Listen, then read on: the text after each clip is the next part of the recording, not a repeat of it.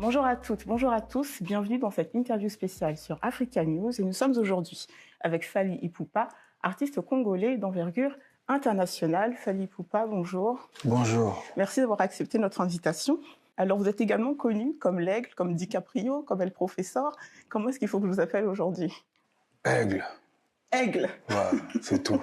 D'accord. On est ici pour parler de la sortie prochaine de votre 8e album, XX, qui symbolise vos 20 ans de carrière solo. En 2006, quand vous avez quitté le quartier latin pour produire votre premier album Droit Chemin, est-ce que vous vous attendiez à une carrière aussi longue et aussi riche?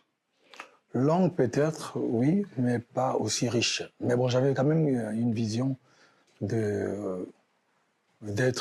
voilà, un artiste sérieux, quoi. Donc ce succès ne vous surprend pas? Pas vraiment parce que je travaille pour. Donc en quelque sorte, je trouve que c'est mérité. Mais ça fait toujours plaisir. Et en 20 ans de carrière, vous trouvez que vous arrivez toujours à vous renouveler, à surprendre un peu vos fans? Toujours. Il suffit d'écouter mon tout dernier single, Cinéma. Aujourd'hui, ça fait polémique. Les gens ne comprennent pas forcément la direction artistique. Mais ça fait parler en bien, d'ailleurs. Moi, je trouve qu'un artiste doit quand même prendre beaucoup de risques avant de sortir, de proposer des projets. Donc, ça ne pose pas problème de le faire, de prendre des risques souvent. Et justement, pendant vos 20 ans de carrière, vous avez très tôt fait le choix de marier la rumba congolaise à d'autres sonorités musicales, avec de nombreux featuring avec des artistes comme Nino, Aya Nakamura, MHD ou encore Booba. À qui est-ce qu'on peut s'attendre sur ce nouvel album et pourquoi ce choix d'ouverture? La liste, elle est connue. Je pense qu'aujourd'hui, il y a Guy Debesbar, il y a Joey Filet, il y a Tata Angélique Kidjo, il y a le grand Ilo Kwakanza, il y a Trésor, il y a Wizkid, et qui d'autre que j'ai oublié? Il y a les groupes Kalema. Et puis en termes de vision, aujourd'hui, on a vraiment une vision différente que les précédents albums. Là, on propose d'abord le 17 avril, on sort la première partie de l'album, vraiment qui est urbain. Donc la première partie urbaine de l'album. Et puis la deuxième sortira le 10 juin, normalement, 20 ans jour pour jour, que j'avais sorti Droit Chemin. Donc déjà en termes de vision, on est vraiment sur les 20 ans de carrière et puis on est vraiment en mode fête. Pour marquer justement ces 2 décennies de carrière, vous marquez un grand coup avec une première date au Stade de France le 2 mai prochain, à peu près 70 000 places qui se sont écoulées en un temps record, au point que vous avez dû ajouter une seconde date le 3 mai. Vous avez promis une fête africaine, parisienne, européenne, une fête grandiose. Est-ce qu'on peut avoir un petit peu une idée de ce que vous prévoyez de faire pour vos fans? On prévoit de faire une très très grosse fête, 2 jours d'affilée, 2 spectacles différents, 2 dates uniques, 2 journées exceptionnelles. Bon, il suffit juste de voir l'engouement qu'il y a autour, vous comprendrez que c'est vraiment une fête pour tout le monde. Les dates sont vraiment pour les gens qui ont aimé ma musique, les gens qui ont aimé la culture africaine, congolaise. Et on va se retrouver les 2 jours pour célébrer, quoi. Voilà. 2 Stades de France consécutifs, c'est historique, c'est du jamais vu pour un artiste africain, francophone. Et certains s'attendent à ce que vous utilisiez cette plateforme pour faire rayonner la RDC. Qu'est-ce que vous leur répondez et est-ce que c'est une posture, un rôle que vous acceptez, celui d'ambassadeur culturel du Congo?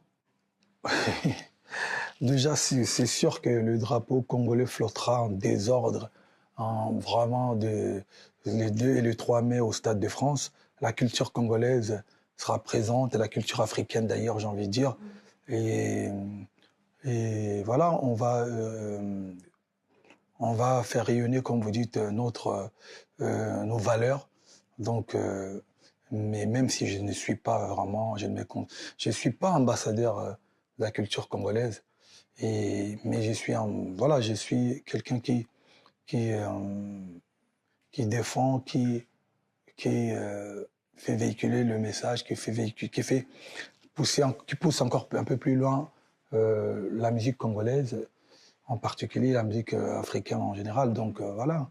Et je crois que toute personne qui aime la musique se retrouvera ce jour-là, peu importe le continent en tout cas. Donc, c'est pas ouvert un concert qui est destiné qu'aux Warriors, vos fans les plus, Non, les plus mais déterminés. non, il n'y a C'est pas pour que tout les le monde. Warriors. Il y a des gens qui aiment la musique, il y a des Warriors, certainement. Des Warriors seront là parce que c'est la première ligne de défense, tu vois. Mais il y a des chrétiens qui viendront, il y a même des gens qui me détestent et qui viendront parce que c'est une occasion pour eux de venir écouter de la musique au stade.